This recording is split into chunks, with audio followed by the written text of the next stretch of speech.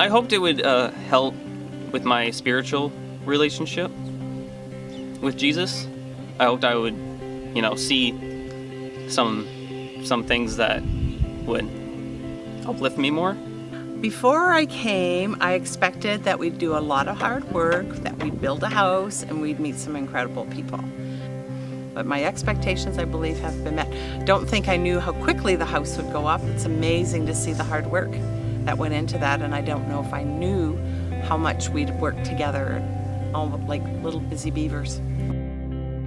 My expectations were really just to come down and to use the skills that I have as a carpenter to help build a house for a family in need.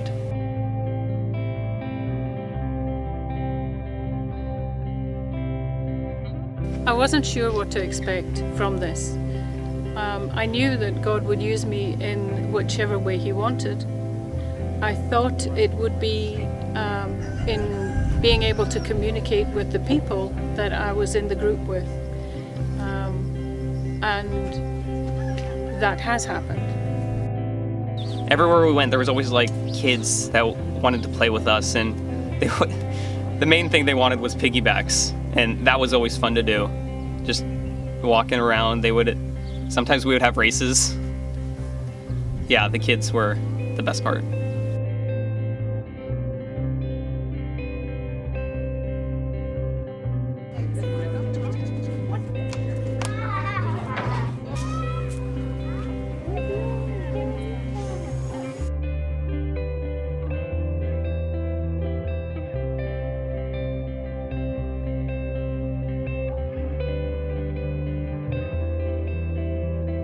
The garbage dump just really hit me hard.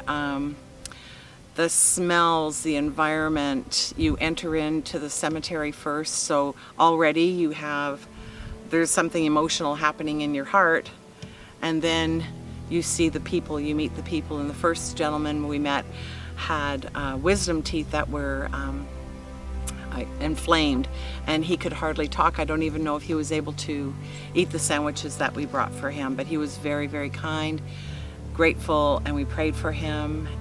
There was another gentleman that off to his tent, and we gave him sandwiches, and they were so grateful. But what they're living in, they shouldn't be living in. It was horrible. It was really horrible. The highlight for me for the week was definitively the church service Tuesday evening. It was amazing to see how involved the people were in worship and how much they love the Lord. The church service that we went to, even though it was in Spanish, it was very amazing to see everyone just praising. Everyone is so animated.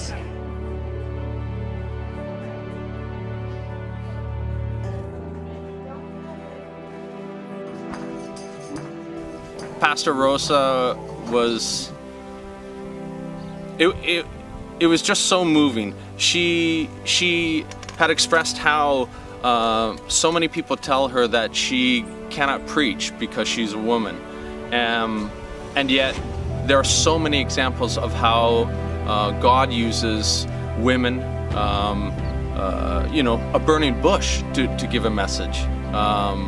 So there's no limit to what God can do. You cannot box Him in. Yesterday, working with the children and seeing these children that have no parents around while the parents are at work, we played with them, we did some VBS, we did races. Poor Chris he even hurt himself. He was so excited to do a race. I'm overwhelmed by the dedication of the youth that came. They're not children, I think of them as that. But the youth worked so hard. You asked them to do something and they jumped.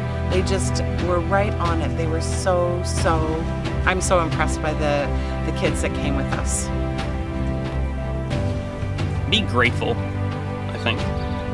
I look around here and people here don't have much. Me, I have too much at home. We had the idea that we would be coming down and helping out for this week. and being kind of a one-off, one-time sort of deal. But that's certainly not the case anymore. Lisa and I have already talked about keeping on with our fundraising and planning for next year. Just the passion that everybody has here, the staff that is at One Life, One Chance, very passionate about what they do. They're all God-driven. They're all here for a purpose. They've been sent here, and they love what they're doing. It's just incredible, the passion, and the word I'm trying to find is just the dedication.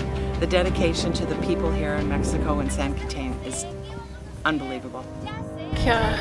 I came here with great gusto thinking, yes, I'm going to speak Spanish, yes, I'm going to do this and that, and I realized that how inadequate I am and how good God is and how we can all work together no matter what if we just let God work in our lives.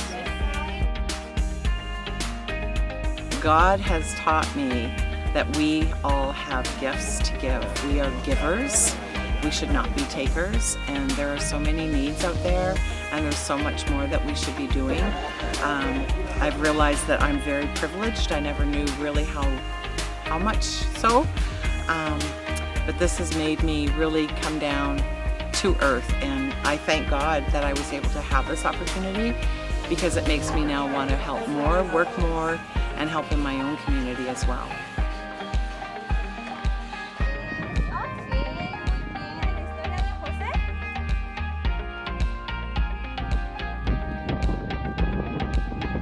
I think, well, my husband and I came here together as a new journey, as new Christians, and this has just solidified our belief that much more.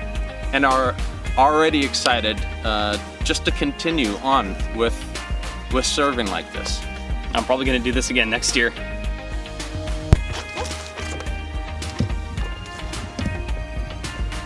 ¿Quieres decir algo? Hola. Hola.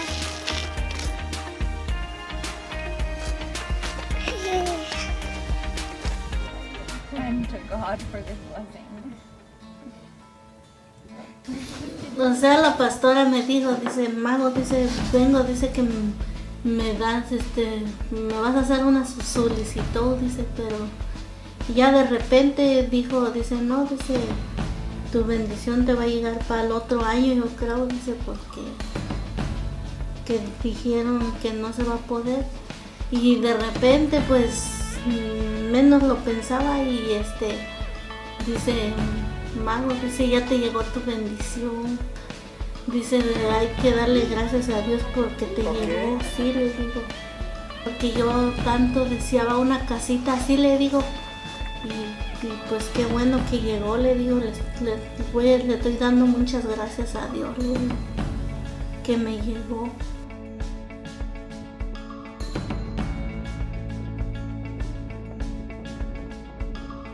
Y le pedía yo a Dios también que me hacía el deseo de una casa, una casita.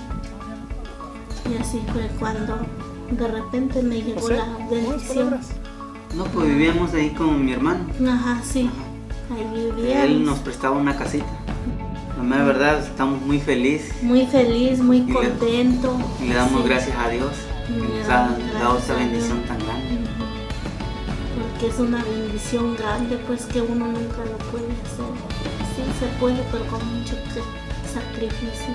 Mucho esfuerzo. Mucho esfuerzo. No, pues tenemos muchos recuerdos que son muy amables, bien cariñosos. No, pues todavía el angelito luego, por los extraña. Sí. Sigan orando por nosotros. Nosotros somos muy felices con esta casita que nos muy hicieron feliz. y que pues es una bendición, ¿no? Muy grande para nosotros.